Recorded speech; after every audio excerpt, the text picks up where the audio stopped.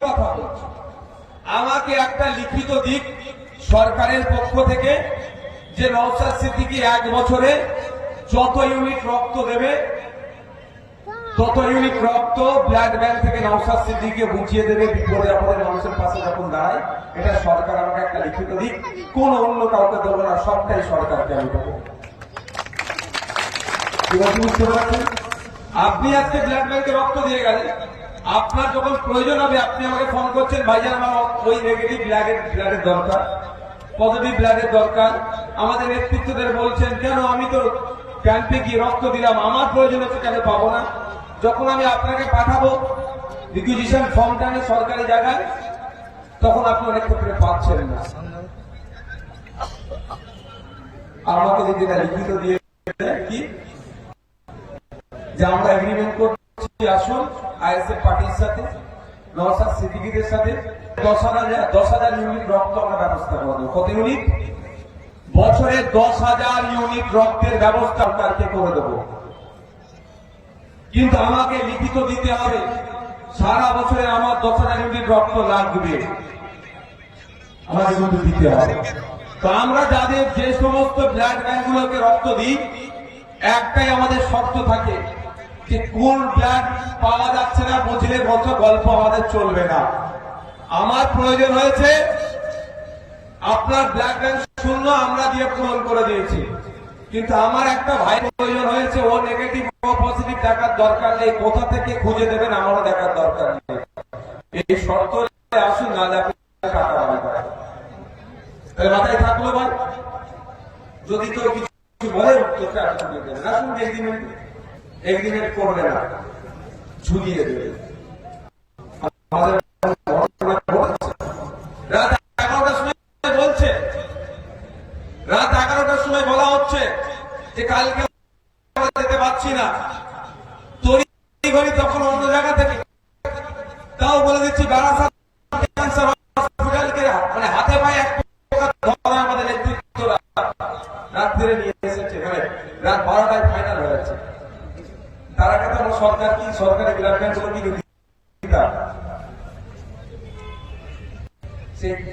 একটা কথা আছে না, আঙ্গুর ফল না খেতে পারলে কম্পিটিশন এতে আসবে।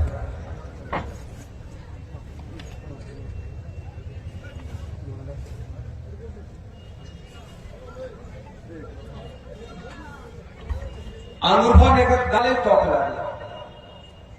মিটিং এর বদলা পাল্টা মিটিং করে, মিছিলের বদলা পাল্টা মিছিল করে, কিন্তু এই কাজের চ্যালেঞ্জ নেয় না কেন?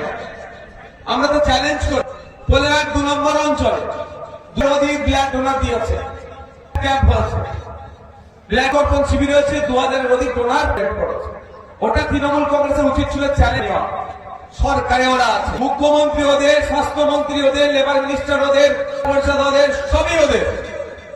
তাহলে ওখানে ওরা 4,000 টাকা। এই কম্পিটিশনটা আমাদের মধ্যে আসা দরকার, কিন্তু এই কম্পিটিশনটা আমাদের মধ্যে আসছে না। কি হচ্ছে? মিছিলের পরিবর্তে 500 টাকা দিয়ে মিছিল করার জন্য লোক নিয়ে আসছে, বিরিয়ানির প্যাকেট তেল দিয়ে লোক নিয়ে আসছে, কিন্তু ডোনার পাচ্ছে না। আর কিছু বলছে আইএসএফ ভাঙড়ে না। যদি আইএসএফ ভাঙড়ে না থাকে তাহলে 1000, 800, 700, 650, 693 জন ডোনার হচ্ছে কি করে? আবিষ্কার তো আমরা করছি নেক্সট মানুষকে, আর আমরা যে অঞ্চল ভিত্তিক করছি। এটা যে এক জায়গায় করতাম সেন্ট্রালি, সমস্ত বাংলাদেশের মানুষ এসে দিচ্ছে, এটা বলতো সাউন্ড একটু কম লাগছে, আমার মনে কম আসছে। তোমরা না সাউন্ড ঠিক আছে, তোমাদের উচিত ছিল এদিকে একটা বক্স দিয়ে, একটা বক্স এখানে কাছাকাছি দেওয়া, আমার কানেই তো কম আসছে। আপনারা শুনতে ঠিকঠাক পাচ্ছেন না? দেখ, ওই বিষয়ে বেশি কথা বলে সময় নষ্ট করে লাভ হবে না। ভাই চ্যালেঞ্জ গ্রহণ করুন। এখানে 2000 ইউনিট হবে, আপনি 4000 ইউনিট করে দেখুন। আপনাদের জানিয়ে রাখি যে আপনাদের জানতে হবে, আপনি একজন ব্লাড দিলেন, আপনার এই ব্লাড থেকে 4 জন পর্যন্ত উপকৃত হতে পারে। আমরা শুধুমাত্র ভোটের সময় আসছে ভোট চাওয়ার রাজনীতি করি না। সমাজের বিভিন্ন সময় সমাজের বিভিন্ন স্তরে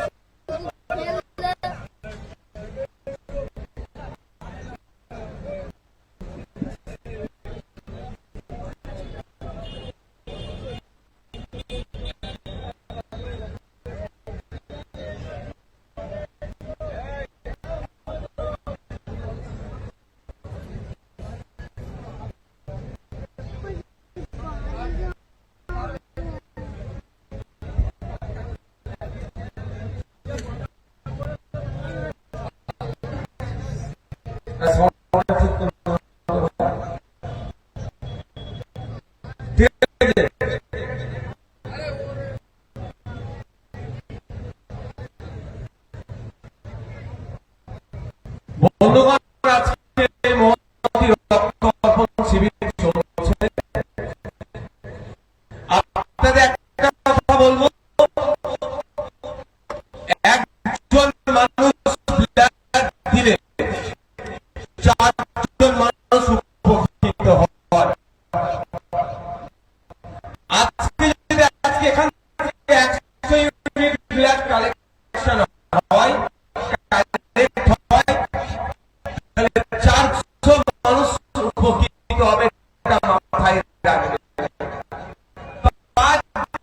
পশ্চিমবাংলায় 1800 থেকে 2000 মানুষের রক্তের প্রয়োজন হয়। আজকে যদি আমরা 500 ইউনিট রক্তের ব্যবস্থা করি, তাহলে একদিনের অন্তত পশ্চিমবাংলায় মানুষ যেভাবে চিন্তিত হয়, রক্তের প্রয়োজন, থ্যালাসেমিয়া রোগে যারা আক্রান্ত, মুমূর্ষু রোগে যারা আক্রান্ত, প্রতিনিয়ত প্রায় যাদের রক্তের প্রয়োজন হয়, তাহলে আজ থেকে যদি আমরা 500 ইউনিট রক্তের ব্যবস্থা করতে পারি, তাহলে অন্তত 300 মধ্যে একদিনের পশ্চিমবাংলার মানুষের কেন্দ্র করার দায়িত্ব তাহলে পোলেরহাট 1 নম্বর অঞ্চলের মানুষরা নিতে পারছে। এই জন্যই তো আপনাদের ডাকছে। আপনারা ভাবে রক্ত দিয়ে কি হবে, আমি আপনাদের জানাই রক্তদান মহৎ কাজ, আমরা সকলেই জানি। স্বাস্থ্য ভালো থাকে সকলেই আমি রক্ত দিলে বার্তা যায়, সৌহার্দ্যের পরিবেশ তৈরি হয়, সৌজন্যতার পরিবেশ বৃদ্ধি হয়, এটা আমরা সবাই জানি। সাথে সাথে আপনাদেরকে জানিয়ে দিতে চাই, নিয়মিত দিলে আপনার ক্যান্সারের ঝুঁকি কমে যায়, নিয়মিত দিলে আপনার স্ট্রোকের ঝুঁকি কমে যায়। এখন WHO কি বলছে, 2024 ওয়ার্ল্ড হেলথ অর্গানাইজেশন 2024 তারা ডেডলাইন দিয়েছিল ভারতবর্ষকে নিয়ে, যে বাড়িতে একটা করে ক্যান্সার রোগে আক্রান্ত হতে পারে।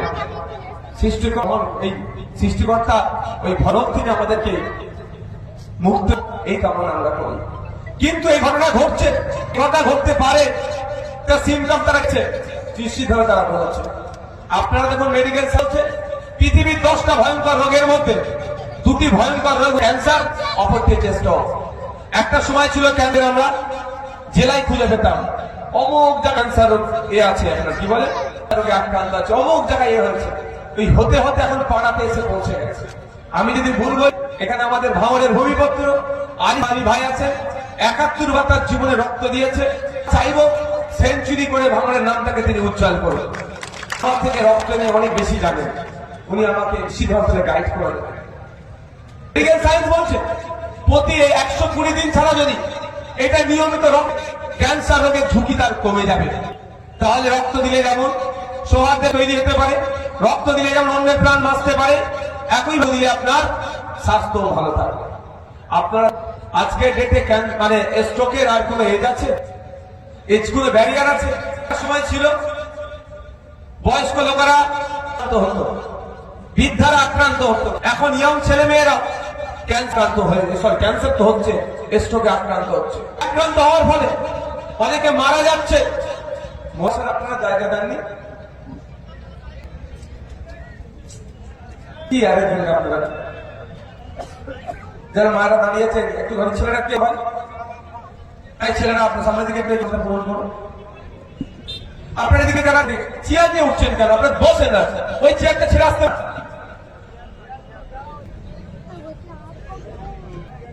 চেয়ার নিয়ে উঠাউঠি করবেন না। ওইখানে চেয়ার দেওয়াই যাবে না, ওখানে চেয়ার দেওয়া হয়।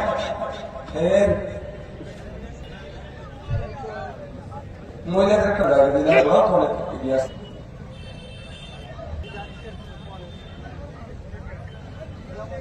রাইনুর চেয়ার ওখানে নিয়ে যেতে হবে না, ওদের চেয়ারটা ব্যবস্থা করে দাও।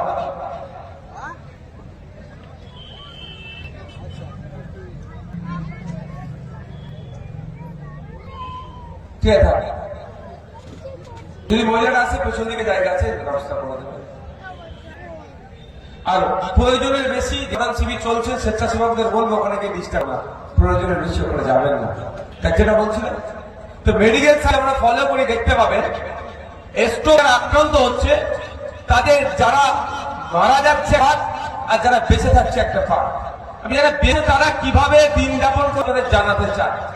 যারা স্ট্রোক রোগে আক্রান্ত হয়ে বেঁচে থাকছে তাদেরকে আমরা যদি লক্ষ্য করি দেখতে পাবো যে আপনার 80% মানুষ তারা আর কর্মক্ষমতা থাকছে, ক্ষমতা হারিয়ে ফেলছে, অর্থাৎ তারা মতো কেউ হয়ে যাচ্ছে, তাহলে কাজ ক্ষমতা হারিয়ে ফেলছে। তাহলে এই ভয়ঙ্কর রোগ থেকে যদি আপনি আমি বাঁচতে, তাহলে আপনাকে আমাকে নিয়মিত রক্ত দিতে হবে, রক্তদান হবে। তাই বন্ধুগণ আগে আসুন, যারা রক্তদান করতে ভাবছেন কি হবে না হবে, 18 থেকে মধ্যে আপনার শরীরে সেই রক্তটা ঢোকাবে। সর্বোচ্চ 18 থেকে 22 দিনের আপনার শরীরে রক্ত, নতুন রক্ত তৈরি হয়ে যায়। এতে লাভ কি হয়? নিয়মিত রক্ত প্রদান করলে হয়তো ভাবছেন কি হবে না হবে, আপনার শরীরে যদি ভয়ঙ্কর কোন রোগের বাসা বেঁধে থাকে আপনারা জানতে পারছেন না। যথাযথ না পারার জন্য ট্রিটমেন্ট হচ্ছে না। ট্রিটমেন্ট যখন জানতে পারছেন তখন ফাইনাল স্টেজে চলে যাচ্ছে, আপনার ট্রিটমেন্ট করলে সেটাকে রিকভারি করতে পারছেন না। করণীয় কি? আপনি যখন রক্তদান করছেন, আজকে ব্লাড ক্যাম্পে আপনি রক্ত দেবেন, এটা মাথায় রাখবেন যে আপনার রক্তটা নিয়ে গিয়ে সরাসরি অন্য মানুষের শরীরে দেবে না। আগে আপনার রক্ত নিয়ে ট্রিটমেন্ট হবে, পরীক্ষা হবে। যদি আপনার রক্তে কোনো ভয়ঙ্কর রোগ থেকে থাকে ওটা তাহলে ইউজ হবে না। আর থেকে থাকে তাহলে আপনার বাড়িতে কিন্তু একটা আমরা কি পাঠিয়ে দেবো, যে দেখুন আপনি অমুক তারিখে ওখানে রক্তদান শিবির করে গিয়েছিলেন, কিন্তু আপনার শরীরে এই রক্তটা আছে, আর চেয়ার তোলাতুলি করতে হবে না ভাই, আপনার শরীরে এই রক্তটা আছে, এই শরীর আছে, আপনি এটাকে ট্রিটমেন্ট শুরু করুন। আপনি যদি আপনার শরীরে কি রোগ আছে এই জন্য যদি নিজে থেকে খরচ করে রক্তকে ব্লাড টেস্ট করান, হেভি অঙ্কের টাকা লাগবে, এখানে কোনো টাকা খরচ হচ্ছে না। আপনাদের বলবো আকিয়া সঞ্চয় রক্ত দিন, 120 দিন ছাড়া ছাড়া আপনারা রক্ত দেবেন। কে কোন ব্যানারে হচ্ছে, কোন রাজ্য, কোন সামাজিক সংগঠন, কোন ধর্মীয় সংগঠন, এসব দেখার প্রয়োজন। আমি যখন ব্লাড ব্যাংকে যাই, আমার ব্লাডের প্রয়োজন হয়, আমরা রিকুইজিশন ফর্ম নিয়ে গিয়ে এই গ্রুপের রক্ত দাও। একবারও তো বলিনি আমি হার্ডকোর আইএসএফ আমাকে ফিরে ব্লাড দাও, বা আমি মুসলমান, বা আমি হিন্দু, বা আমি খ্রিস্টান, বা আমি অমুক মানুষ ধর্মের মানুষ, ওই গ্রুপের ব্লাড দাও একবারের জন্য বলিনি। ব্লাডের নেওয়ার সময় ধর্মবর্ণ দেখি না, পরিচয় দেখি না, তাহলে আমরা ব্লাড ব্যাংকে যখন যাবো ওই পরিচয় দেখার প্রয়োজন নাই। প্রতি 120 দিন ছাড়া আমি আপনাদের অনুরোধ করব, আপনারা আপনাদের মূল্যবান রক্ত আমাদের এই ক্যাম্পকে শুধু নয়, যে ক্যাম্পগুলো হবে সেইগুলোকে সাফল্যের উচ্চ শিক্ষাতে সহযোগিতা করবে। বন্ধুগণ, এখন খুব ট্রেন্ডিং, আতঙ্কিত করা হচ্ছে, খুব ভয়ের ভাবে দেখানো হচ্ছে, সেটা SIR, স্পেশাল ইন্টেনসিভ রিভিশন। তাই এটা নিয়ে তৃণমূলরা বিজেপির বিরুদ্ধে যতটা না বলছে, নওশাদ সিদ্দিকী কি করছে এটা জানতে চাইছে, তাই তো? আমি আপনাদের জানিয়ে রাখতে চাই, আপনার বিধায়ক কি করছে আপনাদের জন্য একটু জেনে রাখা দরকার। যখন ফর্ম ফিল আপটা আপনাদের করতে হচ্ছিল, তখন আমরা দায়িত্ব নিয়ে আপনাদের ফর্ম ফিল আপ করিয়েছিলাম, তাই তো নাকি? সেই দিনও বলেছিলাম আতঙ্কিত হবেন না, আমি আজকেও বলছি আতঙ্কিত হবেন না। আতঙ্কিত হয়ে গেলে আপনার যে নামে যে নোটিশটা ইস্যু হয়েছে ওটা কি প্রত্যাহার করে নেবে? ওটা কি প্রত্যাহার করে নেবে? আতঙ্কিত হলে প্রত্যাহার করবে না। তার আগে আপনাদের বলে রাখি, যখন কলকাতাতে নাটক করে মমতা ব্যানার্জি তার দলকে নিয়ে SIR মানছি না মানব না করছিল, তখন আপনাদের বিধায়ক সুপ্রিম কোর্টের আইনজীবীর সাথে আলোচনা করছিল SIR এ যদি কারো নাম বাদ ফেলে দেয় সেই নামটাকে কিভাবে ঢুকানো যাবে, সেই নিয়ে তখন আলোচনায় ব্যস্ত ছিল আপনাদের বিধায়ক। নওশাদ সিদ্দিকী কি করেছে? পশ্চিমবাংলা থেকে 4টে এই SIR কে নিয়ে মামলা হয়েছে। এই 4টে মামলার মধ্যে ভাঙড়ের বিধায়ক নওশাদ সিদ্দিকীর একটা করা মামলা আছে, তাদেরকে একটু শুনিয়ে দেবেন।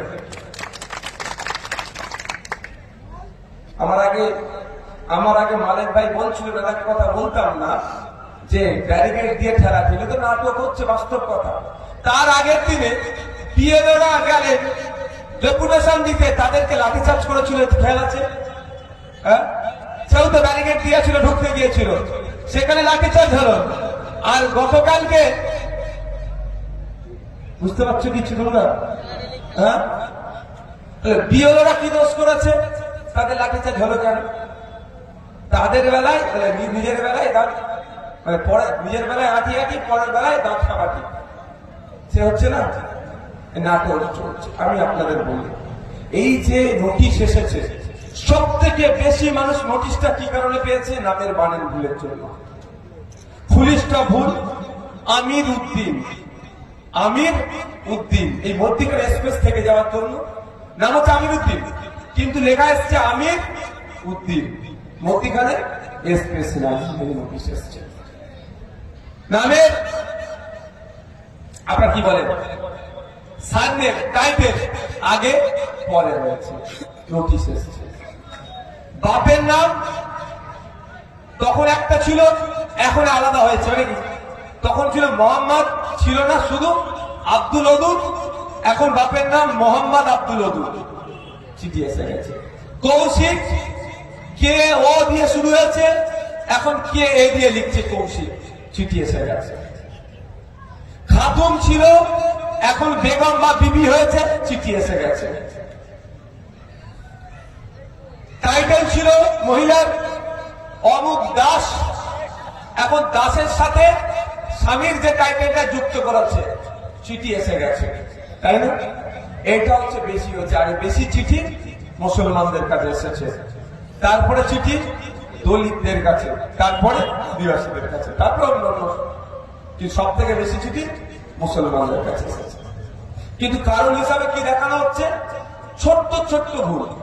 এই ভুলগুলোকে ধাতব্যের মধ্যে পড়ে না, কিন্তু এই ভুলটা ধরবে না বলেছিল কবে? যখন জ্ঞানেশ কুমার জি প্রেস কনফারেন্স করেছিল যে 2002-এ যাদের ম্যাপিং হয়ে যাবে তাদের আর কোনো অসুবিধা নাই, বা 2002-এ যাদের ভোটার লিস্টে নাম নাই তাদের পরিবারের বাবা মা দাদু দাদির যদি ম্যাপিং হয়ে যায় তাদের আর কোনো অসুবিধা নাই, এটা বলেছিল। এখন নাটক হচ্ছে, কারণ এই যে আতঙ্কের পরিবেশ তৈরি হয়েছে, এই আতঙ্কের পরিবেশের জন্য তিনজন দায়ী। তিনজন মিনস তিন ভাবে দায়ী আছেন করছি আমি, তার প্রমাণ দিয়ে দেব। এক হচ্ছে তৃণমূল কংগ্রেস, দ্বিতীয় হচ্ছে বিজেপি, তৃতীয় হচ্ছে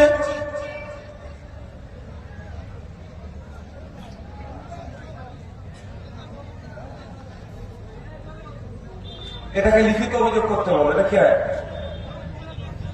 এটা লিখিত অভিযোগ করো, থানাতে একটা অভিযোগ করো, লিখিত অভিযোগ করতে হবে। শোনো, অংশের আবার করবো। কি বলছিলাম? তৃণমূল কংগ্রেস, বিজেপি আর ইলেকশন কমিশন তিনজন মিলে পশ্চিমবাংলার মানুষকে এই লাইনে দান করিয়ে হয়রানি করছে। আমি তিনজনের প্রমাণ আপনাদের দিয়ে যাব। শুভেন্দু অধিকারী কি বলেছিল? যে 1.5 কোটি রোহিঙ্গা আছে। যখন খসড়া লিস্ট হলো 58,17,000 মানুষের মতো নাম বাদ পড়ল, তাই 1.5 কোটি 12 আইনে শুভেন্দু অধিকারীর কথা মিথ্যা প্রমাণিত হল। এখন এইভাবে লাইনে দাঁড় করিয়ে এটা মানুষকে পেরেশানি করার অন্যতম চক্রী হচ্ছে এই বিজেপি। আর বিজেপির বকলমে কথা শুনে নির্বাচন কমিশনে তিনি চেয়ারে বসে আছেন, একের পর এক তিনি নির্দেশনা দিয়ে যাচ্ছেন।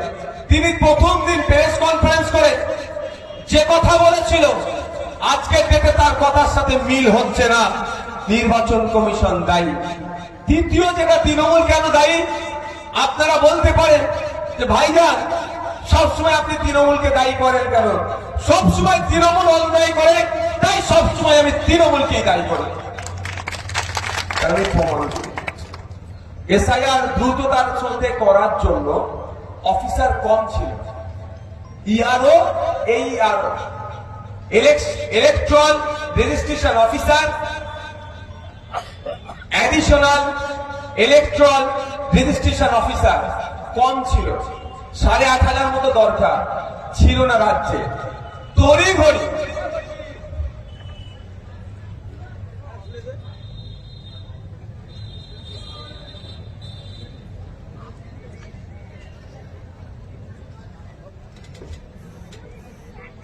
তোমাদের এখানে একটা বড় বড় বাস দিয়ে ঘেরা দরকার ছিল। তড়িঘড়ি পশ্চিমবাংলা সরকারের চিফ সেক্রেটারি তড়িঘড়ি, শুনে রাখুন আপনারা, তড়িঘড়ি পশ্চিমবাংলা সরকারের চিফ সেক্রেটারি ভার্চুয়াল মিটিং করলো। সময় স্বল্প হলে ভার্চুয়াল মিটিং করি আমরা, এক জায়গা থেকে সবটা কানেক্ট করতে গেলে ভার্চুয়াল মিটিং করি আমরা।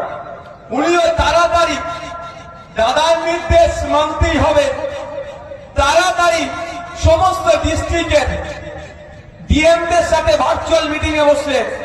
ভার্চুয়াল মিটিং এ বসে নির্দেশ দিলেন কত পদ আছে, কত অফিসার আছে লিস্ট দাও, আর কত শূন্য পদ আছে লিস্ট দাও।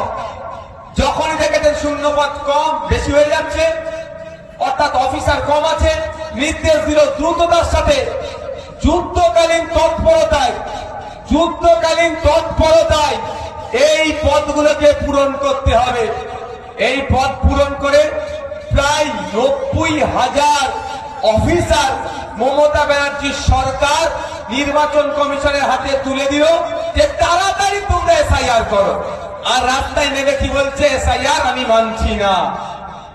এক নম্বর, বুঝতে পারছেন কি বলছি? বুঝে আসছে আমার কথাটা? দ্বিতীয় হচ্ছে, প্রায় 250 কোটি টাকা দিল এসআইআর করার জন্য কে? পশ্চিমবঙ্গ সরকার। বুঝতে পারছেন সাপে কামড়াচ্ছে ওধায় যাচ্ছে। তারপরও বলছি, বলতে পারে যুক্তরাষ্ট্রীয় পরিকাঠামো ওগুলো দিতে হবে। আমি রাষ্ট্রবিজ্ঞানের ছাত্র নয়, তবে আমার সাথে যদি এই বিষয়ে কেউ ডিবেট করতে আসে, তার সাথে ডিবেট করতে রাজি আছি। দরকার হলে শিখবো তার কাছে, কোনো সমস্যা নেই আমার শিক্ষা। এডুকেশন হ্যাজ নো এন্ড, শিক্ষার কোনো শেষ নাই, তার কাছ থেকে শিখবো, কোনো সমস্যা। কিন্তু আমি তারপরে এখন পর্যন্ত তাও ধরে নিচ্ছি যুক্তরাষ্ট্রীয় পরিকাঠামোর গল্প শুনিয়ে ঠিক চলছে। Booth level agent, booth level অফিসাররা কি করছে? আপনার বাড়িতে ফর্ম দিল, ফর্ম আপনি ফিল আপ করে তার হাতে দিলেন, সে আপলোড করে দিল। কিন্তু এরপরে নির্বাচন কমিশন টেন্ডার ডেকে 1000 লোক চেয়েছিল, 1000 ম্যান পাওয়ার চেয়েছিল অ্যাজ কম্পিউটার অপারেটর, যে এই ফর্মগুলো ম্যাপিং, আনম্যাপিং, ম্যাচিং, আনম্যাচিং যেগুলো হচ্ছে সেইগুলো ঠিক করা। মমতা ব্যানার্জির সরকার 90,000 অফিসার দিতে পারলো, 250 কোটি টাকা দিতে পারলো, কিন্তু 1000 কম্পিউটার অপারেটর দিল না। ফলে কি হচ্ছে, এই যে নামের বদলের ভুলের জন্য যে চব্যগুলো হচ্ছে, এটা আজকে আপনাকে আমাকে যে সমস্যার সম্মুখীন হতে হলো, তার সিংহভাগ দায়ী বর্তাই মমতা ব্যানার্জি সরকারের উপর। কারণ যখন অফিসার দিচ্ছে না, কি করছে তখন? তাদেরকে কম্পিউটারের সফটওয়্যারের সাহায্য নিতে হলো। সফটওয়্যারের সাহায্য নিয়ে এটা করার জন্য আজকে আমাদের এই দুর্ভাগ্য। কিন্তু আমি প্রশ্ন করেছিলাম গত পরশুদিন গিয়ে, যে আপনি অফিসার দিচ্ছে না যুক্তরাষ্ট্র পরিকাঠামোতে, আপনি অফিসার কেন আদায় করতে পারলেন না? তিনারা বললেন যে এতটুকু বলে ছেড়ে দিল, খুলাসা আর করলেন না। জানি না রহস্য কি, এই রহস্যটা হয়তো বিজেপির সাথে বোঝাপড়া আছে। বাংলার মানুষকে হয়রানি করব, হয়রানির মধ্যে মুসলমানরা বেশি হয়রানির শিকার হবে, এটা তো দেখতে সবাইকে ভালো লাগে।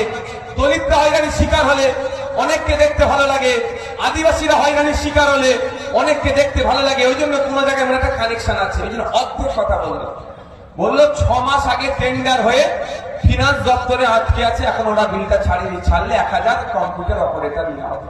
এই 1000 কম্পিউটার অপারেটরের জন্য 4 মাসে মাত্র 4 কোটি টাকা খরচ হতো। বাবা একটু বোঝার চেষ্টা করবে, 4 মাসে 4 কোটি টাকা খরচ হতো মাত্র। তাহলে এইগুলো সিস্টেমে সঠিকভাবে আপলোড হতো। এই হয়তো আপনার আমার নামের ভুলের জন্য এই দিন আমাদেরকে দেখতে হতো না।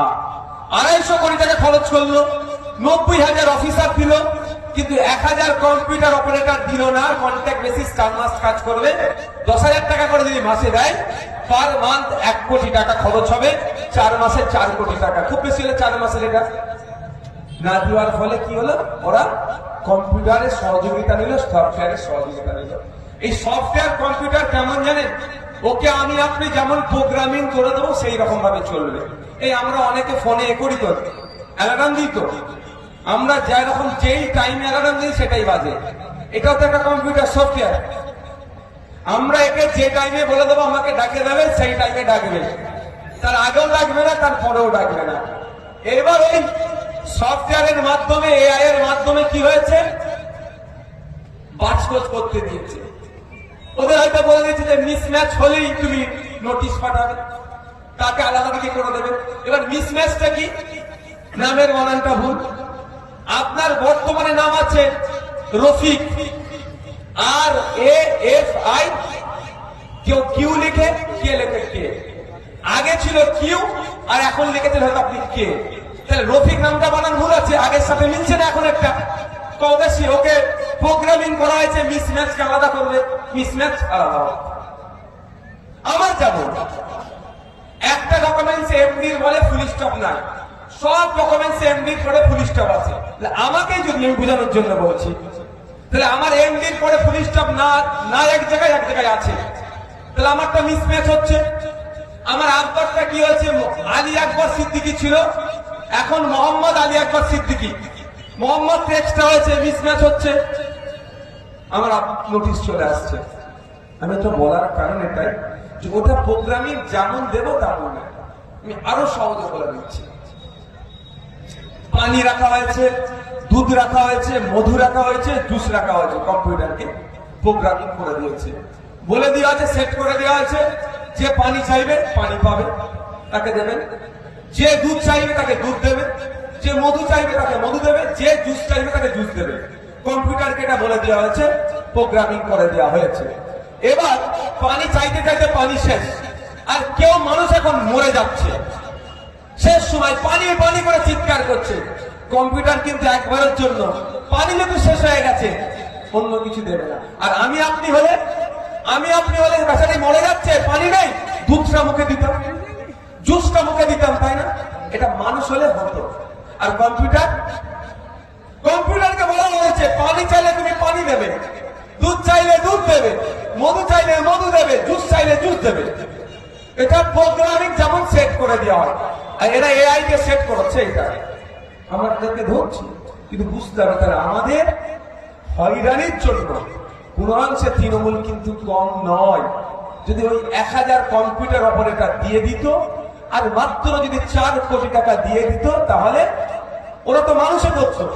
মোহাম্মদ নওশাদ সিদ্দিকী আর নওশাদ সিদ্দিকী আলাদা নয়, কম্পিউটার অপারেটররা তো জানতো ভাই যেটা সেম ব্যক্তি। মোল্লা মোহাম্মদ আব্দুর রহিম এক জায়গায় আছে, আব্দুর রহিম মোল্লা মোহাম্মদ অন্য জায়গায় আছে। এই দুজন তো সেম ব্যক্তি। মানুষ যখন ফিল আপ করতো আপডেট করে দিত, তো তার জন্য নোটিশটা ইস্যু হতো না। আর তারপরেও যদি নোটিশ ইস্যু করতো তাহলে শুধু বিজেপি আর ইলেকশন কমিশনকে আমরা বলতাম। আর আজকে তৃণমূল, বিজেপি, ইলেকশন কমিশন 3 জনের বিরুদ্ধে আমরা বলছি এবং বলে এসেছি। আমি কি কিছু বলবো না,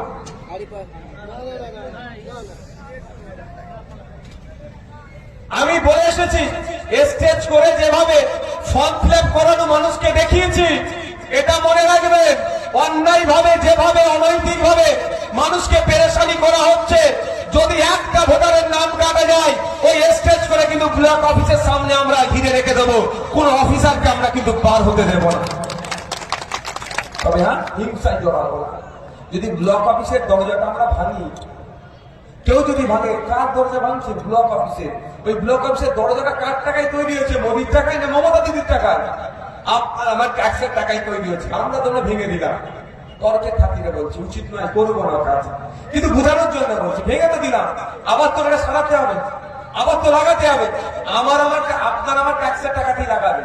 ওই ইলেকশন কমিশন টাকাও দেবে না, মমতা ব্যানার্জি তার ঘাটের টাকাও দেবে না, মোদিজি তার টাকাও দেবে না। আপনাকে আপনার আমার খরচ করেই লাগাতে হবে। সুতরাং প্রতিবাদ করতে হবে, কিন্তু প্রতিবাদ করার আগে কাকে কান নিয়ে চলে যাচ্ছে, কাকের দিকে না তাকিয়ে নিজের কানের দিকে তাকাও। আপনাদের বলছি, এত টেনশন নেওয়ার দরকার ছিল না আমাদের, যদি 1000 কম্পিউটার অপারেটর দিয়ে দিত। দ্বিতীয় কথা বলি, আজকে আতঙ্কে আমরা আছি কেন? যে আমার এই কোন কাগজটা আমরা দেব, তাই তো? কোন কাগজটা আমরা দেব, এই আতঙ্কে আমরা আছি।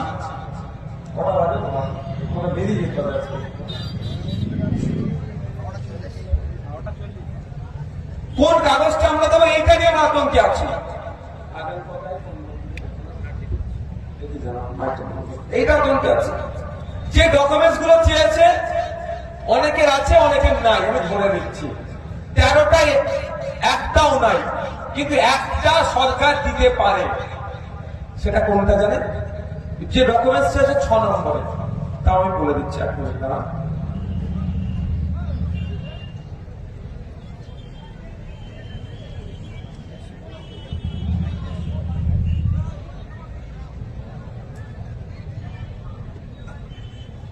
যে ডকুমেন্টস গুলো চেয়েছে, যের মধ্যে কোন একটা রাগলি হয়ে যাবে, তার মধ্যে 6 নম্বর আছে permanent residence certificate issued by the competent state authority. আমি আবারও রিপিট করছি, পার্মানেন্ট রেসিডেন্স সার্টিফিকেট, স্থায়ী বসবাসের প্রমাণপত্র বা শংসাপত্র, issued by the competent state authority. সরকার যাদেরকে অথরাইজ করে দেবে যে এরা স্থায়ী বসবাসের সার্টিফিকেট দিতে পারবে, এই সার্টিফিকেটটা নিয়ে ওই ক্যাম্পে গেলে যেখানে হিয়ারিং হচ্ছে আর কোনো কাগজ লাগবে না। কিন্তু কি এটা রাজ্য সরকার করেছে? কেন করে? হাইরানি হচ্ছে কি, পেরেশানি হচ্ছে কি? মুসলমান, দলিত, আদিবাসী, পিছিয়ে বর্গের মানুষ। সেই জন্য এরা সুকৌশলে এটাকে তারা কি করছে, ইস্যুই করে। আমি তো বলছি রেকর্ড তো হচ্ছে। তাহলে আপনারা যেমন বলি দুয়ারে সরকারের যেমন হচ্ছিল, তাহলে এই ধরনের করে ভিডিও থেকে সবাইকে সার্টিফিকেট দিতে থাকুক। ডোমিসাইল সার্টিফিকেট যেটাকে বলা হচ্ছে, এই ডোমিসাইল সার্টিফিকেট ইস্যু করলে তাহলে ওই সার্টিফিকেট নিয়ে বিহারে যেটা হয়েছে, বিহারে কিন্তু এই সার্টিফিকেটটা ছিল, আমাদের রাজ্যে নাই কেন? রাজ্য সরকারের সদিচ্ছা না। বিহার থেকে রাজ্য সরকারের উচিত ছিল এটাকে একটু নজর রাখা। বিহার থেকে রাজ্য সরকারের দেখা দরকার ছিল যে বিহারে কিভাবে এসআইআরটা হয়েছে, আমাদের রাজ্য ওই রকম ভাবে ভুল ত্রুটি কি আছে সেগুলো দেখা। কিন্তু আমার রাজ্য সরকার সেটা করেনি। ফলে মানুষকে আজকে বিভ্রান্ত হতে হচ্ছে, মানুষকে আজকে হয়রানিতে ভুগতে হচ্ছে, মানুষকে আজকে এই সমস্ত আতঙ্ক মানতায় ঢুকে যাচ্ছে। আমি আবারও রিপিট করছি, আতঙ্কিত হবেন না। আতঙ্কে থাকলে আপনার হিয়ারিং কমপ্লিট হবে না, বরঞ্চ ইনকমপ্লিট হয়ে যেতে পারে, ভুল হতে পারে। আতঙ্ক মুক্ত থাকুন। আপনাদের জন্য আইনি লড়াই আমি সুপ্রিম কোর্টে লড়ছি। ভাঙড়ের মানুষের বেশ কিছু মানুষের নামে সার্টিফিকেট ইস্যু, আপনার হিয়ারিং ইস্যু করেছে, হিয়ারিং ইস্যু করেছে, তাই আপনাদের জানিয়ে দিই।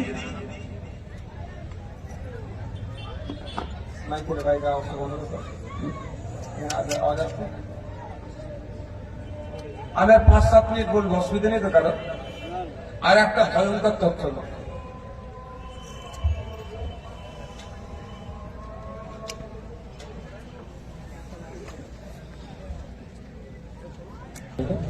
আমি আর 5টা মিনিট টাইম নেব, এসআইআর নিয়ে বলবো। আপনাদের একটা কথা বলে রাখি, যতটুকু কথা আমি শুনেছি ততটুকু কথা বলবো। ভবিষ্যতে কি হবে আমি হাত বলতে জানি না, আমি হাত বলতে জানি না। যতটুকু শুনি ততটুকু বলবো।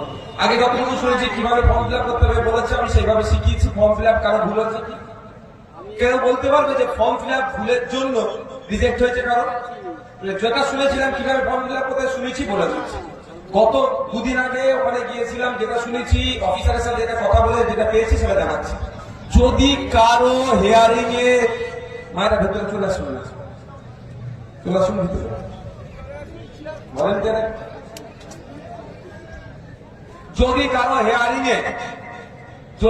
হিয়ারিং এ নাম বাদ পড়ে, ধরে নিচ্ছি, আমি ধরবো, আমার বিশ্বাস কারো নাম বাদ পড়বে না, because of article 326 our constitutional right.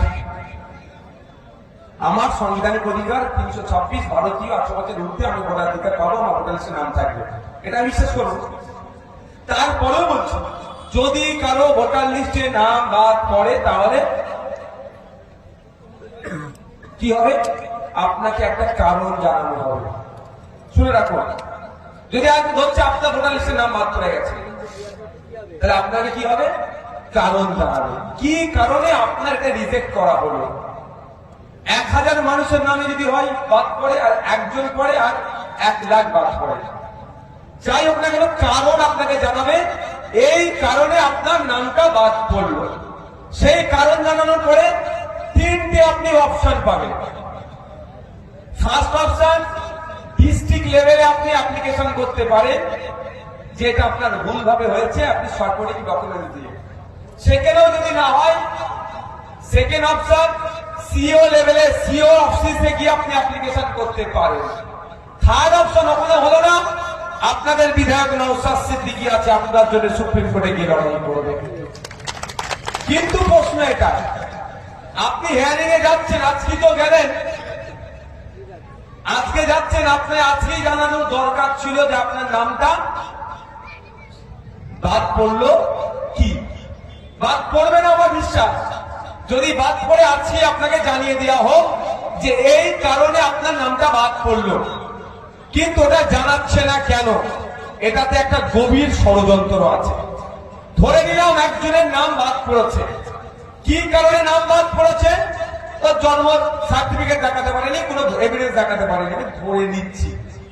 তাহলে সে কি করবে, ওই কাগজটা খুঁজে বার করবে, বার করে গিয়ে ডিস্ট্রিক্ট লেভেলে অ্যাপ্লিকেশন করার একটা সুযোগ পাবে। 14 তারিখে লিস্ট পাবলিশ হবে, 14ই ফেব্রুয়ারি। আর 10ই ফেব্রুয়ারি যদি আপনাকে বলা হয়, সবাইকে 10ই ফেব্রুয়ারি যদি বলা হয় যে তোমাদের এতজনের নাম বাদ পড়েছে, তাহলে তখন হুড়োহুড়ি করবেন, হইহই করবেন, না নির্দিষ্ট জায়গায় গিয়ে আবার অ্যাপ্লিকেশন করে নামটা আনবেন? এখানে একটা বড় রহস্য আছে। এই রহস্যের কথা বিজেপিও বলছে না, তৃণমূলও বলছে না। কারণ কি, এরা মিলেমিশে একাকার হয়েছে আপনাকে আমাকে বোকা বানানোর জন্য। আর এটা বলে যাচ্ছি, ওয়াকাফ মানবো না করতে করতে যেভাবে ওয়াকাফটাকে মেনে নিয়েছে, আর এই মমতা ব্যানার্জি এসআইআর এর নামে বিপদ পশ্চিমবাংলায় ডেকে নিয়েছে, যেটাও মাথায় রাখবেন, মিলিয়ে নেবেন। আজকে ওই বিডিও অফিসে গিয়ে গেট ঠেলাঠেলি তো নাটক, ওইগুলো নাটক মিলিয়ে নেবে। এই মমতা ব্যানার্জি সমস্তটাই নাগপুরের আরএসএস এর কথা শুনে চলছে, এটা মাথায় ঢুকিয়ে নেবেন আপনারা। তাহলে আপনার আমার যদি কারো রিজেক্ট হয়, আমাকে তো জানাবে, নির্বাচন কমিশন বলছে। আমি বলছি তাহলে এতটা জানিয়ে দিচ্ছেন না কেন? নির্বাচন কমিশনের অফিসাররা বলছেন যে আমরা বারবার ডিস্ট্রিক্টকে বলছি যাদের রিজেক্ট হয়ে যাচ্ছে দরকার হলে সাথে সাথে জানিয়ে দাও, তাও জানাচ্ছেন না কেন? বিডিও অফিসটা কন্ট্রোল করে কে? নির্বাচন কমিশন, ভারত সরকার না পশ্চিমবঙ্গ সরকার? বুঝতে পারছেন? কন্ট্রোল করে পশ্চিমবঙ্গ সরকার, স্টাফ গুলো পশ্চিমবঙ্গ সরকারের। সুতরাং কোন জায়গা থেকে একটা থ্রেট বা ভয় দেখিয়ে রাখা হয়েছে যে এখন ঘোষণা করবে না। বুঝতে পারছেন? তাহলে ক্ষতিটা কে বেশি করতে চাইছে? বিজেপি তো করতে চাইছেই, কিন্তু বিজেপির সাথটা কে দিচ্ছে? এই তৃণমূল দিচ্ছে। ওই জন্যই নওশাদ সিদ্দিকী বিজেপি আর তৃণমূলের এই নোংরামিটা এক্সপোজ করে দেয়, তাই নওশাদ সিদ্দিকী দোষী হয়ে যায়। নওশাদ সিদ্দিকী নওশাদ সিদ্দিকী কি করছে এগুলো ধরতে গিয়েছিলাম, তো অ্যাকচুয়াল রহস্যটা ধরতে হবে না। এখন আমার বুকে একটু বল এসেছে, কেন বলুন তো? যে আমাকে যদি বাতিল করে দেয় ভোটার লিস্টে নাম, আমার কাছে একটা কাগজ আসবে, কেন কি কারণে আমাকে বাতিল করেছে, বুকে বল থাকবে না? আমরা তো কি কাঁটাতার পাড়ে করে এসছি নাকি? আমরা কি বিদেশি নাগরিক নাকি?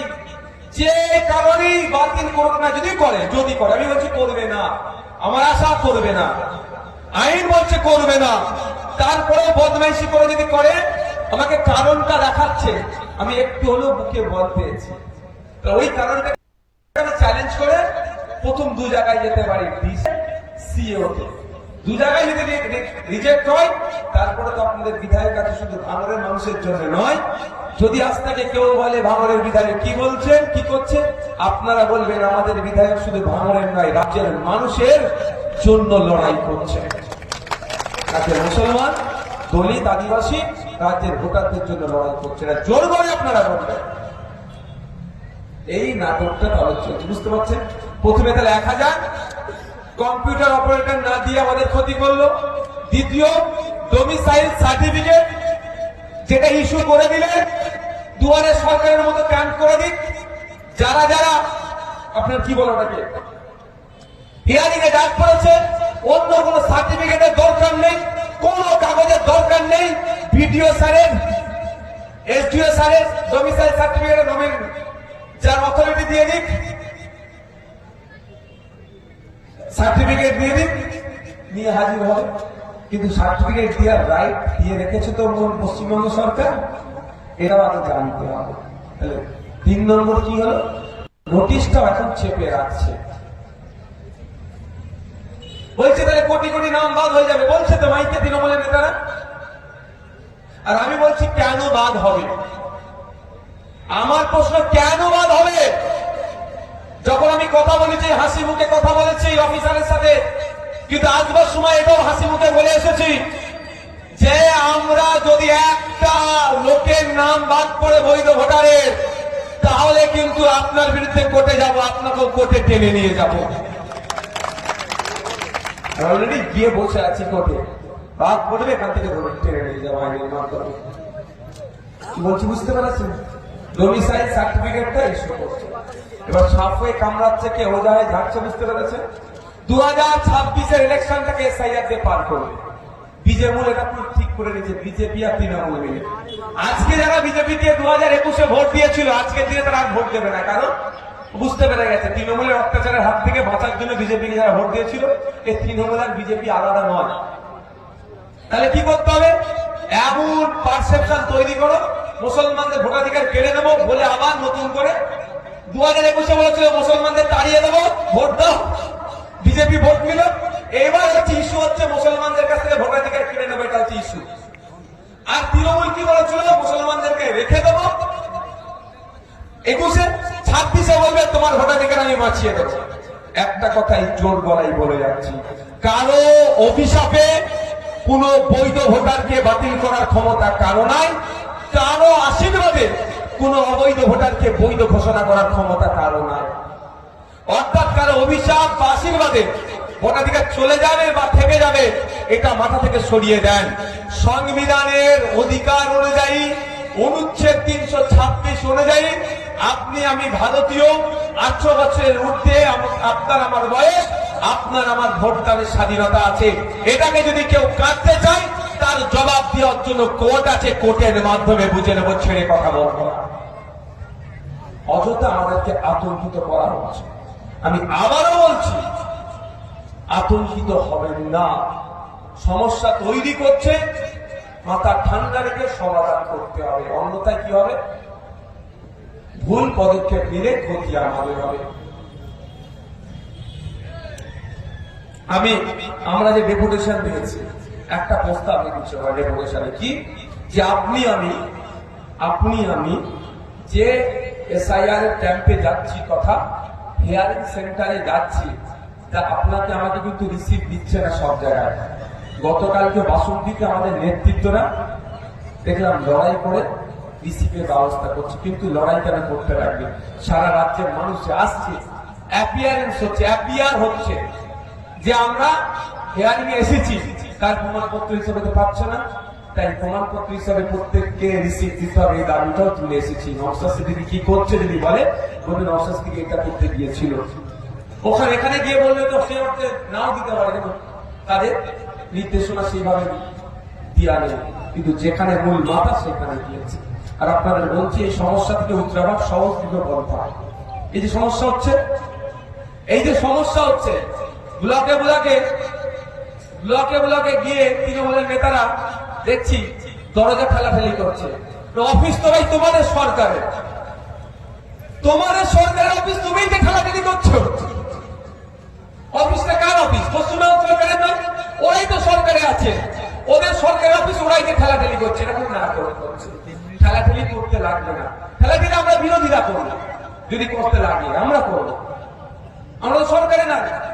দুটো কাজ মমতা ব্যানার্জি করছে না, দুটো কাজ করলে এই সমস্যাটা অনেকটাই সমাধান হয়। আগে তো যা ভুল করেছে, এই মুহূর্তে দুটো কাজ দরকার। একটা হচ্ছে as chief minister all party meeting এ কল করুন, অর্থাৎ পশ্চিমবাংলা যত রাজনৈতিক দল আছে তাদের নেতাদেরকে ডাকুন, এই পরিস্থিতি কাটিয়ে উঠতে আমি এই পদক্ষেপ নিচ্ছি।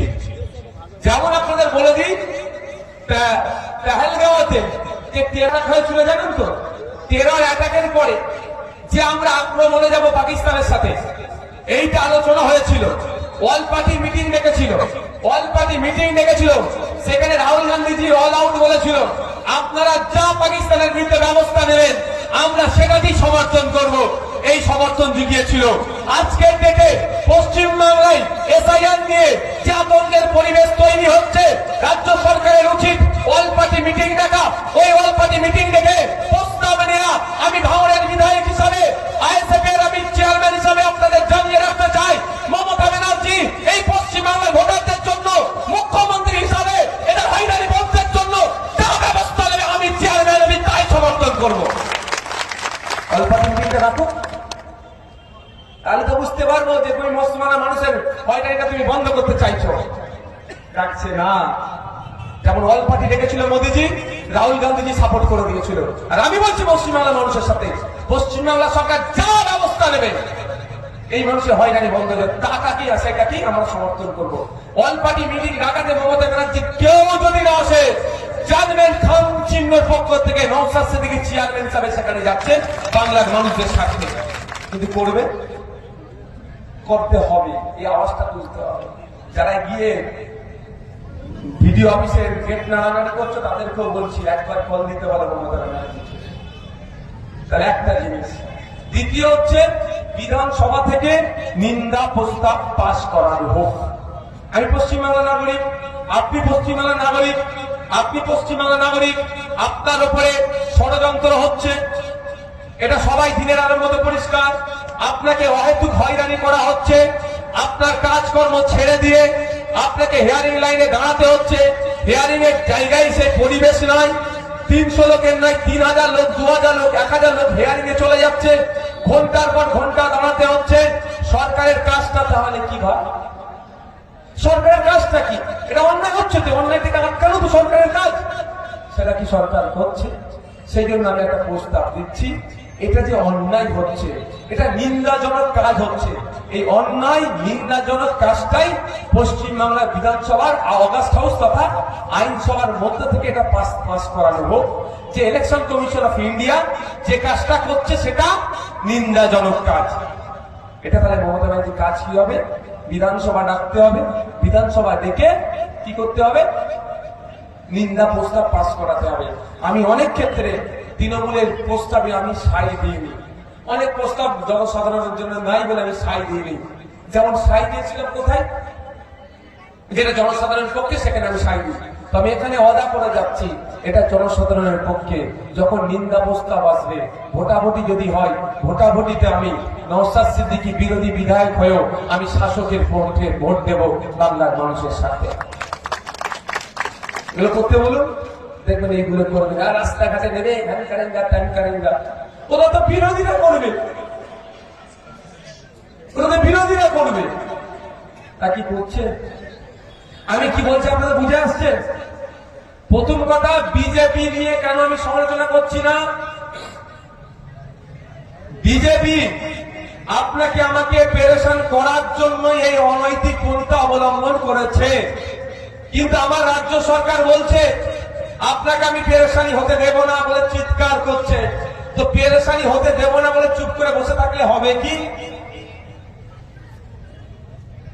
তার জন্য তো ব্যবস্থা গ্রহণ করতে হবে।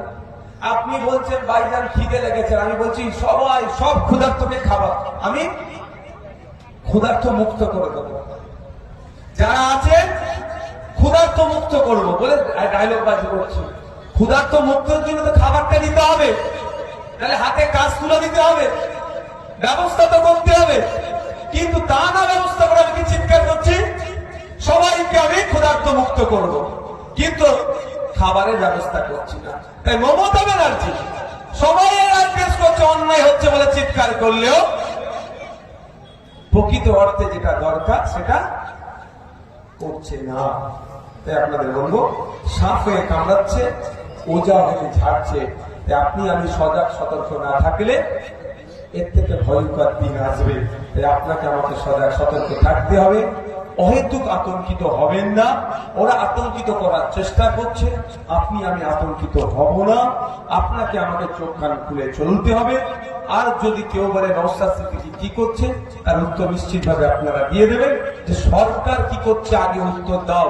নওশাদ সিদ্দিকী একজন বিরোধী দলের বিধায়ক হয়েও সুপ্রিম কোর্টে গিয়ে মামলা করেছে। তোমার সরকার অন্তত এই দুটো কাজ আগে করুক, এক সর্বদলের বৈঠক ডাকুক, দেখে প্রস্তাব নিই ওখান থেকে একটা, আর একটা বিধানসভার মধ্য থেকে প্রস্তাব নিই। এই প্রস্তাব নিয়ে কি করবে, ইলেকশন কমিশন অফ ইন্ডিয়াকে একটা চিঠি ধরাবে যে পশ্চিম বাংলার বিধানসভা এই আপনাদের কর্মকাণ্ডকে নিন্দা জানিয়ে এটা করেছে, এটাকে অবিলম্বে বন্ধ করুন। দ্বিতীয়, চিঠি দিয়ে কাজ না হলে সুপ্রিম কোর্টে মামলা করে এই প্রস্তাবটাতে অ্যাটাচ করে দিই, কাজ শেষ। সুপ্রিম কোর্ট এটাকে স্টে করে দেবে। আমার যতটুকু আইনের বিশেষজ্ঞদের সাথে কথা বলে বুঝতে পেরেছি সেটা কি করছে। আমি একটা উদাহরণ দিচ্ছি আপনাদেরকে বুঝতে পারবে। সিঙ্গুরের টাটা কারখানা, আজকে মোদীজি এসে হই হই করবে ওখানে, মোদীজি অনেক কথা বলবে, কিন্তু এই টাটা তৈরি বিরুদ্ধে প্রতিবাদ যখন হচ্ছিল, তথাগত রায় বিজেপির বর্ষিয়ান নেতা, তিনি ওখানে ধন গাইছিলেন মমতা ব্যানার্জির সাথে। রাজনাথ সিং টাটার কারখানা করতে পারে যে ধন্য হয়েছিল, রাজনাথ সিং বিজেপির এখন ডিফেন্স মিনিস্টার, তিনি ওখানে বসেছিলেন। আর বিজেপির পক্ষ থেকে আজকে এসে অনেক গল্প শোনানো হবে। এই সিঙ্গুর থেকে কাটা তাড়ানোর পক্ষে তৃণমূল যেমন ছিল, বিজেপি থেকে সাপোর্ট করেছিল, সেই বিজেপি আজকে 17 বছর পরে এসে 16 বছর পরে এসে কি বলছে, যেখানে নাকি কারখানা করার গল্প শোনাবে। এই ধরনের এখানে চলছে। আমি উদাহরণ আপনাদের একটা দেবো। কেন বলছিলাম যে টাটা যে কোর্টে হেরে গিয়েছিল, মানুষ চলে গিয়েছিল, কোর্টে হেরে যাওয়ার পরে গিয়েছিল তো, কিন্তু কেস অনেক আগে হয়েছিল। একটু জেনে নেবেন, যারা এখানে বামপন্থী ভাইরা আছে বলতে পারবে। কোর্টে কেসে কিন্তু জিততে পারেনি। কি করলো, বিধানসভা থেকে এই প্রস্তাব নিল, সংখ্যা বেশি এমএলএ তৃণমূলের, প্রস্তাব হলো কি এখানে টাটার কারখানা চলবে না। বাইরের মাইকগুলো অফ করে দাও। এখানে প্রস্তাব হলো কি, বাইরের মাইক অফ করেছে, এটা বলি শেষ করে। প্রস্তাব হলো কি বিধানসভা থেকে যে টাটার কারখানা চলবে না, এই মডেলে। ওই প্রস্তাবের কপিটা সুপ্রিম কোর্টে মামলা চলছিল, সেখানে অ্যাটাচ করে দিল। সঙ্গে সঙ্গে অ্যাটাচ করে দেওয়ার পরেই মামলাতে কিন্তু টাটারা পরাজিত হয়েছিল। তাহলে একটা প্রস্তাবের গুরুত্বটা কতটা বুঝতে পেরেছেন? এটা মমতা ব্যানার্জি করবে না। বাইরে চিৎকার করবে, চাচামিচি করবে, রাস্তায় হই হুল্লোড় করবে, কিন্তু বড় ভাইজান কি বলেছিল সিএস সময় মনে আছে যে মমতা ব্যানার্জি সুপ্রিম কোর্টে গিয়ে মামলা করুন, মামলা করেনি, রাস্তায় চেঁচামেচি করেছে। আমি আপনাদের আবারও সতর্ক করে দিচ্ছি, এদের পাল্লায় পড়বেন না, এরা আপনাদের ভুল পথে পরিচালিত করবে। ঠিক যেভাবে ওয়াকাফ মানবো না, আমি থাকতে ওয়াকাফ আইন লাগু হতে দেব না, গল্প শুনিয়ে হঠাৎ একদিন ওয়াকাফ আইনকে মেনে নিল। ঠিক এসআইআর নামে যে চক্রান্ত বিজেপি করছে ইসিআই কে সাথে নিয়ে, ইনি বলছেন আমি এই চক্রান্তের বাইরে আছি বলে এই জন্যই সিম্প্যাথি নেওয়ার কথা বলছেন। এই চক্রান্ত যে জাল তৈরি হয়েছে, এই জাল বুনার ক্ষেত্রে তৃণমূল কংগ্রেস, বিজেপি এবং ইসিআই সমানভাবে শ্রম দিচ্ছে। তাই এই চক্রান্তের হাত থেকে আপনাকে আমাকে বাঁচতে গেলে কি করতে হবে, চোখ কান খুলে রাখতে হবে। এদের বিরুদ্ধে গণতান্ত্রিক প্রক্রিয়ায় আন্দোলন সংগঠিত করতে হবে, আইনি লড়াই করতে হবে। তবে আন্দোলন করতে হবে অহিংসার পথ অবলম্বন করে। হিংসার পথ অবলম্বন করে যদি আন্দোলন করেন, আন্দোলন দীর্ঘমেয়াদী হবে না, আন্দোলনের ফল আপনারা পাবেন না। তাই আন্দোলনের যদি ফল পেতে চান, আন্দোলন করতে হবে, তবে সেটা শান্তিপূর্ণ ভাবে করতে হবে। আগামী 21শে জানুয়ারি কলকাতায় শহীদ মিনারে আমরা যে বিষয়গুলো নিয়ে অধিকারের মহাসমাবেশ ডেকেছি, তার মধ্যে অন্যতম এই এসআইআর নিয়ে নাগরিকদের মধ্যে অহেতুক হয়রানি, আতঙ্কের পরিবেশ বন্ধ করার জন্য। তাই আপনাদের বলবো, আসুন কলকাতার রাজপথ থেকে লাখো কণ্ঠে মানুষ একসাথে নির্বাচন কমিশনকে, বিজেপিকে এবং তার যোগ্য দোসর, যোগ্য বন্ধু তৃণমূলকে বার্তা দিতে চাই, তোমরা এই নোংরামি বন্ধ করো, অন্যথায় কিন্তু এই লোক নিয়ে আগামী দিনে প্রত্যেকটা জায়গায় আমরা অবস্থান বিক্ষোভে বসবো। সেই অবস্থান বিক্ষোভ তোমরা কিন্তু তুলতে পারবে না। এই বার্তা দেবো। আপনারা আসছেন তো নাকি 21শে জানুয়ারি? এবার অনেকের 21শে জানুয়ারি হিয়ারিং এর কাট পড়েছে। আমি আপনাদেরকে একটা কথা বলতে পারি, ইচ্ছা হলে আসবেন আমাদের প্রোগ্রামে নাই চলে আসবেন না, জোর করার আমি পক্ষপাতী নয়, কিন্তু বলে রাখি শুধু 21শে জানুয়ারির জন্য নয়, অল্টারনেটিভ ডেট চাইলে আপনারা ডেট পাবেন। ধরুন আপনার 21শে জানুয়ারির কথা, আপনার ছেলের বিয়ে আছে, আপনি বিয়েকে কন্ট্রোল সামলাবেন না আপনি হিয়ারিং এ যাবেন, বা 21শে জানুয়ারি আপনার অপারেশন আছে, ডেট পাওয়া মুশকিল, ডেট পেয়েছেন, আপনি হিয়ারিং সামলাবেন না অপারেশনে যাবেন, বা আপনার পরিবারের কারো অপারেশন আছে, কিন্তু গুরুত্বপূর্ণ কাজ আছে, তাহলে কি করবেন? হিয়ারিং সামলাবেন না আপনি ওই গুরুত্বপূর্ণ কাজটা করবেন। ওই জন্য অল্টারনেটিভ ডেট পাওয়া যায়। আমি গত পরশু দিনকে গিয়ে জিজ্ঞাসা করেছি, একটা ইআরও ইলেকট্রাল রেজিস্ট্রেশন অফিসার বা এইআরও কে আপনারা চিঠি করবেন যে আমার নাম অমুক, পিতার নাম অমুক, ঠিকানা অমুক, আপনার কাছে যে নোটিশ এসেছে ওই নোটিশের বাম দিকের মাথায় দেখবেন একটা নোটিশ নাম্বার বলে লেখা আছে, ওই নোটিশ নাম্বারটা উল্লেখ করে দেবেন যে আপনার 21শে জানুয়ারি অমুক সময় আমাকে ডাকা হয়েছিল, আমার বিশেষ কারণে আমি 21শে জানুয়ারি উপস্থিত হতে পারছি না, সুতরাং আমাকে একটা অল্টারনেটিভ ডেট দেওয়া হোক, এর পরিবর্তে যে কোনো একটা ডেট দেওয়া হোক, আমি সেখানে উপস্থিত হব, উপস্থিত হয়ে আমি হিয়ারিং এর উত্তর দেবো। তলায় ধন্যবাদ সহ সই করে আপনার তারিখটা যেদিনকে জমা দেবেন, ধরুন কালকে হয়তো জমা দিতে গেলেন, তারিখটা লিখে দিলেন, একটা জেরক্স করে দিলেন, যখন ইআরও বা এইআরও স্যারকে জমা দিবেন একটা স্ট্যাম্প লাগিয়ে দিবেন, ওটা নিয়ে চলে আসবেন, আপনাকে অল্টারনেটিভ ডেট দিতে বাধ্য। আমি স্বাভাবিকভাবে বলছি, আপনার বাড়িতে একজন মারা গেছে, 21 তারিখের ডেট আছে, আপনি কি করবেন? তার লাশ নিয়ে শ্মশানে যাবেন, দাহ করতে, কবরস্থানে দাফন করতে যাবেন না হেয়ারিং করতে যাবেন? ভাই আপনার 21 তারিখে ডেট পড়েছে, আপনার মাথা ঘুরে গিয়েছে, হতে পারে তো ভাই, হার্ট অ্যাটাক হয়েছে, বা আপনি শেষ হয়ে গেছে, আপনার হসপিটালাইজ হয়ে গেছে, তাই আপনারা চান্স পাবেন না? এটা হতে পারে ভাই, অল্টারনেটিভ ডেট পাওয়া যাবে। সুতরাং যদি মনে করেন আপনারা যে 21শে জানুয়ারি ডেট পড়েছে, আতঙ্কিত হওয়ার কিছু ব্যাপার নেই। আপনারা যদি মনে করেন যে এই 21শে জানুয়ারি আমরা কলকাতায় শহীদ মিনারে যাবো না হিয়ারিং এ যাবো, বা আমার কাজ করব না হিয়ারিং করব, সেক্ষেত্রে আপনারা যে অ্যাপ্লিকেশন করে জমা করতে, তাহলে কিন্তু আপনাদের অল্টারনেটিভ ডেট পাবেন। সকলে ভালো থাকবেন, সুস্থ থাকবেন। আমি আবারও বলে যাচ্ছি, ভাঙড়ের বিধায়ক কিন্তু নওশাদ সিদ্দিকী, এটুকু মাথায় শুধু রেখে দেবেন। বিধায়কটার নাম কি? এই ভরসাটা আছে তো যে ভাই আমাদেরকে বিপদে ফেলে ঠেলে দিয়ে পালাবে না, এই ভরসাটা আছে তো নাকি? হাত তুলুন যাদের এই ভরসাটা আছে, এই ভরসা করেন তো নাকি? হাতটা তুলে রাখুন যে ভাইজান আমাদের সাথে সব সময় থাকবে। মায়েরা যারা দূরে আছেন হাতটা তুলে রাখুন, এই ভরসাটা আছে তো নাকি? এই ভরসাটাই করে রাখবে। ওই আমি লোক দেখানো দরজা ঠেলাঠেলির পক্ষে নয়, যেখানে গেলে আসল কাজ হবে প্রতি মানুষ সেখানে যাবো। যদি ওখান থেকে না কোনো ডিসিশন নেয়, তারপরে কোথায় কোথায় দরজা ঠেলতে হবে, কি দরজার সামনে তালা লাগিয়ে বসতে হবে, আমি ভালো করে জানি, গাইতে হবে আপনাদের সাথে নিয়ে আমি করে নেব। আগে দরকার মেন চাবিটা লাগানো, সেটা হচ্ছে সুপ্রিম কোর্ট। চাবিটা যদি লাগিয়ে দিয়েছি, চাবিটা গিয়ে লাগিয়ে দিয়েছি, পরে হচ্ছে স্টেপ স্টেপ স্টেপ। এই ওয়াকফ সম্পত্তি আজকে কবরস্থান, ঈদগাহ, মাজার, মসজিদ, মাদ্রাসা যে সুরক্ষিত আছে এখনো পর্যন্ত, বুল্লুজার চালিয়ে ওখানে মদের ফ্যাক্টরি, জুতোর ফ্যাক্টরি বা কোনো ফ্যাক্টরি তৈরি হয়ে যায়নি। শুধু রাস্তায় আন্দোলন করলে হতো না, কিন্তু রাস্তাতে আন্দোলন হয়েছে, আর চাবিটা সুপ্রিম কোর্টে লাগানো হচ্ছে। নওশাদ সিদ্দিকীদের মধ্যে কিছু লোক গিয়ে সুপ্রিম কোর্টে মামলা করেছিল বলে এখনো ওই ঘটনা ক্রিমিনালের পূর্বপুরুষের কবরস্থানে সুরক্ষিত আছে। বুঝতে পারছেন কি বলছি? ওনার কবরস্থান, ওনার পূর্বপুরুষের কবরস্থানে সুরক্ষিত আছে,